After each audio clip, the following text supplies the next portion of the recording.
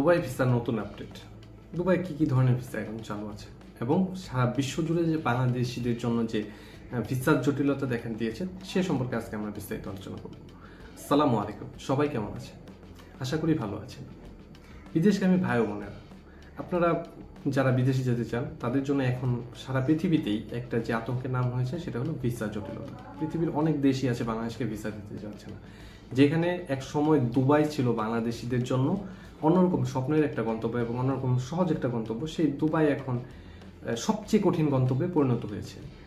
Dubai visa স্বর্ণের হরিণের চেয়েও বেশি পরিমাণ দামি হয়ে গেছে এখন। তো আসলে দুবাই ভিসা কি একেবারেই বন্ধ হয়ে গেছে কিনা, বা এখানে কি ধরনের ভিসা খোলা আছে? না, দুবাই ভিসা একেবারেই বন্ধ হয়নি। লেবার ভিসাটা একেবারে বন্ধ হয়ে গিয়েছে। একেবারে না, সেটা মানে দুবাই তো আর বলে দেয়নি যে আর কোনোদিন আপনাদের কাছ থেকে আমরা নিব না, বন্ধ রয়েছে, তারা বন্ধ করে রেখেছে। গত জুলাইয়ের যে আন্দোলন ঘটেছিল তখন দুবাইয়ে যে বিক্ষোভ সমাবেশ করা হয়েছিল, তারপরে যাদের শাস্তি হয়েছিল তাদের তো সাজা মওকুফ করে ফেলা হয়েছে, বাট তাদেরকে নিয়ে আসা হয়েছে। কিন্তু তারপর যে দুবাই স্থগিতাদেশ দিয়েছিল, ভিসা স্থগিতাদেশ, সেটা তারা চালু করেনি। এখন দুবাইয়ে এখন কিভাবে যাওয়া যাচ্ছে? দুবাইয়ে এখন লেবার ভিসা বন্ধ আছে, কিন্তু কিছু কিছু ভিসা চালু আছে, যেমন হাই প্রফেশন ভিসা, তারপরে হলো ফ্রি জোনের ভিসা, এই ধরনের ভিসা চালু আছে। টুরিস্ট ভিসা সীমিত আকারে চালু আছে। এখন তাহলে দুবাই আপনি কি কাজ করতে পারবেন? লেবার ভিসা নেই বা ফ্রি জোনের কাজে যদি আপনি না যান তাহলে কি কাজ করতে পারবেন? দুবাই সরকারের কিছু কাজ আছে। দুবাই সরকারের যে চাকরিগুলো আছে সেই চাকরিগুলোতে দুবাই সরকার নিয়োগ দিয়ে থাকে, এবং এটা সাধারণত যে কোনো ধরনের কান্ট্রি ব্যারিয়ার ব্যতি রেখে, যে এরকম যে আপনার যে লেবার ভিসার জন্য এই কান্ট্রি খোলা হলো বা এই ভিসার জন্য ওই কান্ট্রি খোলা হলো, ভিসার জন্য ফ্যামিলি ভিসার জন্য, ব্যাপারটা এরকম না। দুবাই সরকার উন্মুক্ত প্রতিযোগিতার মাধ্যমে এই চাকরিগুলো দিয়ে থাকে। সরকারি যে দুবাই সরকারি চাকরি, এই সরকারি চাকরিগুলোতে তো আপনি এগুলো কোথায় পাবেন? এইগুলো আবেদন করতে হবে dubai.এই ওয়েবসাইটে ঢোকার পর, এই সরকারি ওয়েবসাইটে ঢোকার পর আপনি বিভিন্ন ধরনের আবেদন দেখবেন। সেখানে যোগ্যতার একটা ব্যাপার আছে। সেই যোগ্যতা যদি আপনি মিট করতে পারেন, সেই যেই চাকরির জন্য যে কোয়ালিটি রিকোয়ারমেন্ট আছে সেই কোয়ালিটি রিকোয়ারমেন্ট যদি আপনি মিট করতে পারেন, তাহলে দুবাই সরকার আপনাকে চাকরি দেবে। এবং এই চাকরিগুলো কিন্তু অনেক লুব্রিকেটিভ এবং অনেক আকর্ষণীয় বেতন হয়। কিছু কিছু চাকরি দেখা গেছে যে যেটার বেতন 50,000 দিরহাম পর্যন্ত হয়ে থাকে, যা বাংলাদেশি টাকা প্রায় 16 লাখ টাকা। এখন আপনি যাদের যোগ্যতা আছে সেই চাকরিতে যাওয়ার, যাদের যোগ্যতা আছে, যারা সেই চাকরির জন্য স্পেসিফিক কোয়ালিটি মিট করেন, তাদের জন্য আমি বলছি। এবং আপনি সেই dubai.এই-তে ঢোকার পর আপনি দেখতে পারবেন যে সেখানে যেই জবগুলো আছে, যে জব রিকোয়ারমেন্টগুলো আছে, যে জব কোয়ালিফিকেশনগুলো আছে, সেই কোয়ালিফিকেশনগুলো আসলে মিট করে কিনা সেটা দেখে আপনি আবেদন করতে পারবেন। এবং দুবাই সরকারি চাকরি, গভর্নমেন্টের যে সরকারি চাকরিগুলো আছে সেই সরকারি চাকরিগুলো অনেক বেশি পরিমাণ সিকিউরড এবং অনেক বেশি পরিমাণ নির্ভরযোগ্য। এবং আপনি যদি সেখানে সিলেক্টেড হতে পারেন তাহলে দুবাই সরকার নিজের উদ্যোগে আপনার ভিসার ব্যবস্থা করে আপনাকে নিয়ে যাবে। এখন এই সরকারি চাকরিগুলো পাওয়া কি সহজ? অবশ্যই সহজ, আপনার যোগ্যতা যদি থাকে সহজ, কারণ এই ক্ষেত্রে কোনো ধরনের পার্সিয়ালিটি বা দুর্নীতির জায়গা নেই। আপনি সেখানে পরীক্ষা দিবেন, এবং পরীক্ষা কিছু হয় অনলাইনের মাধ্যমে হয় এবং অফলাইনের মাধ্যমে। যেহেতু যারা যেই জবগুলো তারা রিমোটলি অফার করে থাকে, যে সারা পৃথিবী থেকেই যেই জবগুলোতে অ্যাপ্লিকেশন করা যাবে, সেই জবগুলো পরীক্ষা সাধারণত দুইভাবে হয়। অনলাইন ইন্টারভিউর মাধ্যমে হতে পারে, অথবা দুবাই ডেলিগেটসের মাধ্যমে হতে পারে, অথবা আপনাকে তারা তাদের দেশে জবের যে পরীক্ষা আছে সেই পরীক্ষা দেওয়ার জন্য এক ধরনের ভিসা তারা ইস্যু করে থাকেন, যেটাকে তারা বলে জব সিকার ভিসা। 15 দিন, 20 দিন বা 1 মাস, 30 দিন, 90 দিন এরকম পর্যন্ত তারা এই জব সিকার ভিসা ইস্যু করে থাকে। আপনি সেই জব সিকার ভিসার মাধ্যমে গিয়ে তাদের কাছে পরীক্ষা দিয়ে আসতে পারবেন।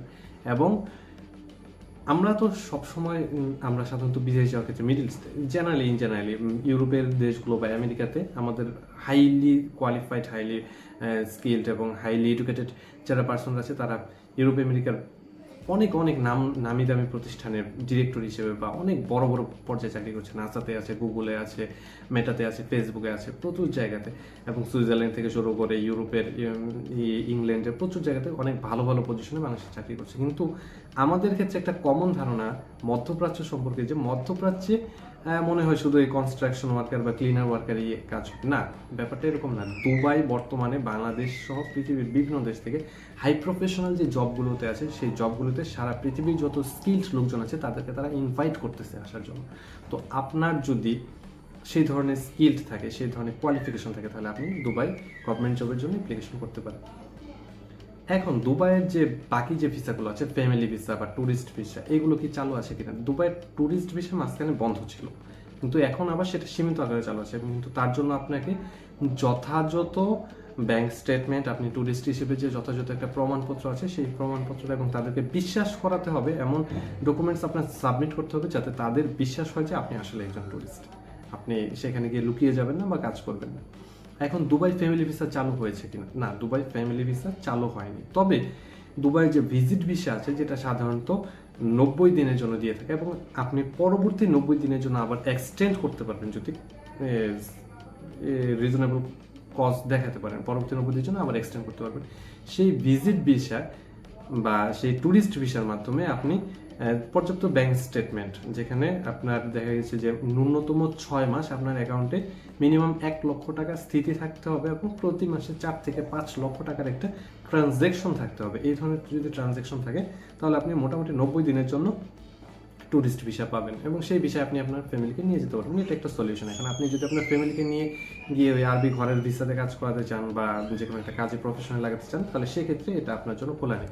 যদিও অতীতেও এই জিনিসটা ছিল না, কিন্তু আমরা এটার মিস ইউজ করতাম এবং এই মিস ইউজের কারণেই কিন্তু আজকে আমাদের ভিসার জন্য এই জটিলতা। এখন ভিসার জটিলতার কথা উঠছে, ভিসার জটিলতা কি শুধু দুবাই দেখা দিচ্ছে? না, সারা পৃথিবী জুড়ে বাংলাদেশিদের একটা ভিসা না দেওয়ার একটা প্রবণতা তৈরি হয়েছে এবং এটা যে শুধুমাত্র মধ্যপ্রাচ্যের দেশ দুবাই, ওমান বা অন্যান্য দেশগুলো এরকম না। পূর্ব এবং দক্ষিণ এশিয়ার যে দেশগুলো ছিল, পূর্ব এশিয়া এবং পূর্ব দক্ষিণ এশিয়ার যে দেশগুলো ছিল, যেগুলো একসময় বাঙালিদের জন্য ভ্রমণ স্বর্গ বলা হতো, কি কি দেশ? থাইল্যান্ড, তারপর ইন্দোনেশিয়া, এই দিক থেকে আপনার ছিল কম্বোডিয়া, লাওস, ভিয়েতনাম। এই দেশগুলো এখন বাংলাদেশিদেরকে ভিসা দিতে যাচ্ছে না। ভিয়েতনাম তো সরাসরি ভিসা দিচ্ছেই না। গত প্রায় জানুয়ারি ফেব্রুয়ারি থেকে ভিয়েতনাম বাংলাদেশিদের জন্য ভিসা দেওয়া একদম মোটামুটিভাবে বন্ধ রেখেছে, কাউকেই ভিসা ইস্যু করছে না।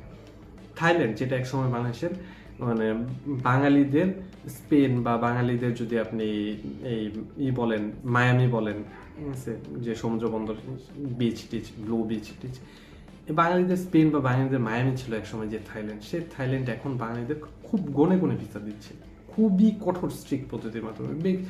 অনেকদিন ওয়েটিং করাচ্ছে, ভিসা ক্যান্সেল করছে, তার কোনো মানে কজের কোনো কারণে, যে চিকিৎসার জন্য যে এটা ছিল সেটার তো কোনো কারণে। আর ইন্ডিয়ার সাথে তো আমাদের একটা কনফ্লিক্ট, অলিখিত একটা কনফ্লিক্টের কারণে ভিসা সেটা আপাতত বন্ধই রয়েছে বলা যায়। তো এই যে আপনার বলতেছি থাইল্যান্ডের কথা বলতেছি, থাইল্যান্ডও ভিসা দিচ্ছে না। ইউরোপ, আমেরিকা তো আরো বেশি কঠোর হয়ে গেছে। তারপরে এক সময় যে তাজিকিস্তান, কিরগিজস্তান, যাদের কাছে আমরা অনলাইনে অ্যাপ্লিকেশন করে অন অ্যারাইভাল ভিসা পেতাম, তারা এখন আমাদেরকে অন অ্যারাইভাল তো দূরের কথা, ই ভিসা যেটা ইস্যু করছে সেটাও দিচ্ছে না। আপনি দূতাবাসে গিয়ে ঘোরার পর দেখা গেছে বাংলাদেশে তাদের দূতাবাস নেই, আপনার অনেক কষ্ট করে ইন্ডিয়াতে যেতে হবে বা আদার্স দেশে যে তাদের দূতাবাস আছে সেখানে গিয়ে অপেক্ষা করার পর দিনের পর দিন অ্যাপয়েন্টমেন্ট দিয়ে হয়তো বা আপনি ভিসা পেতে পারেন। কিন্তু এত কঠিন আসলে কেন হয়ে গেল বাঙালিদের জন্য ভিসা?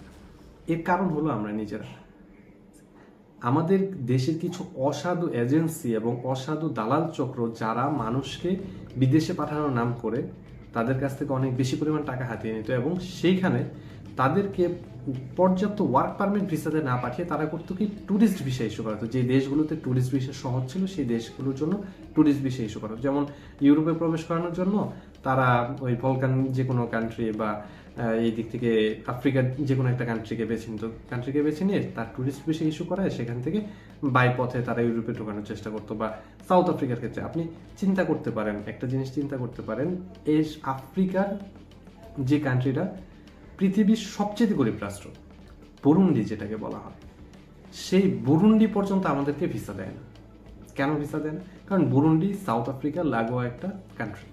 তো বাংলাদেশি দালালরা করতো কি, বুরুন্ডির ভিসা নিয়ে বুরুন্ডিতে ঢোকার পর, যেহেতু একদম অনুন্নত, একদম দরিদ্র একটা দেশ, তাদের ল অ্যান্ড অর্ডার সেরকম ভাবে নাই, তাদের ইমিগ্রেশনের ব্যাপারটা সেরকম নাই, তাদের যে বর্ডার সিকিউরিটি এরকম নাই, তারা করতো কি, পায়ে হাঁটা পথে বুরুন্ডি থেকে এশিয়াতে, এই সাউথ আফ্রিকাতে প্রবেশ করে দিত। মালাউয়ের ভিসা নিয়ে মালাউ থেকে সাউথ আফ্রিকাতে প্রবেশ করা হতো। মোজাম্বিকের ভিসা নিয়ে মোজাম্বিক থেকে প্রবেশ করতো। তো সেখান থেকে দেখা গেল যে তারা যখন সাউথ আফ্রিকা দিয়ে গিয়ে গ্রেপ্তার হওয়ার পর তাদের কাছে দেখা যেত যে তাদের কাছে মোজাম্বিকের ভিজিট ভিসা আছে, ট্যুরিস্ট ভিসা আছে, তাদের কাছে বুরুন্ডির ট্যুরিস্ট ভিসা আছে। তো সেই ক্ষেত্রে ওই সাউথ আফ্রিকা দেখা যাচ্ছে তাদের ওই দেশের সরকারকে মোজাম্বিকে চাপ দেওয়া শুরু করে, তারপরে মালাউকে চাপ দেওয়া শুরু করে, বুরুন্ডিকে চাপ দেওয়া শুরু করে যে তোমরা যে এদেরকে ভিসা দিচ্ছ, এরা তো তোমার দেশে ঘুরতে আসছে না, এরা এখান থেকে আমাদের দেশে চলে আসছে, তাহলে তুমি এক কাজ করে এদেরকে ভিসা দেওয়া বন্ধ করে দাও।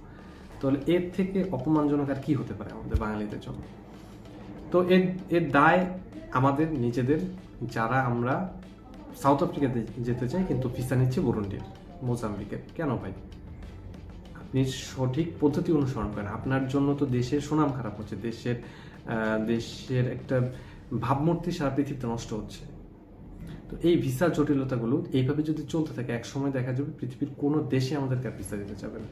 তাই সকলের কাছে অনুরোধ থাকবে, আপনারা বিদেশ যেতে চান, অবশ্যই রেমিটেন্স যোদ্ধাদের আমাদের দরকার আছে। তারা আমাদের দেশের সম্পদ। আমাদের দ্বিতীয় প্রধান বৈদেশিক মুদ্রা অর্জনের খাত হচ্ছে রেমিটেন্স যোদ্ধারা। আপনাদের সম্মান আপনারা নিজেরা ধরে রাখুন। আপনারা সঠিক পথে, সঠিক উপায় এবং আইনসম্মতভাবে আপনারা বিদেশ যান। আপনারা দালালের হাতের পুতুল হবেন না। আপনারা সেখানে গিয়ে দেখা গেছে যারা অবৈধভাবে যাচ্ছেন তারা বিভিন্ন ধরনের অন্যায়ের শিকার হচ্ছেন, নির্যাতনের শিকার হচ্ছেন, বিভিন্ন ধরনের জেল জরিমানা, জীবন দুর্বিষহ হয়ে যাচ্ছে একসঙ্গে গিয়ে। সো এই ব্যাপারে আপনারা সতর্ক থাকুন। ভিডিওটি ভালো লাগলে লাইক, শেয়ার এবং কমেন্ট করে অন্যকে দেখার সুযোগ করে দিন। দুবাই এবং পৃথিবীর অন্যান্য দেশের ভিসা এবং প্রবাসের যে কোনো খবরাখবর সম্পর্কে জানতে চ্যানেলটি সাবস্ক্রাইব করে অল বাটন অন করে রাখুন। ধন্যবাদ।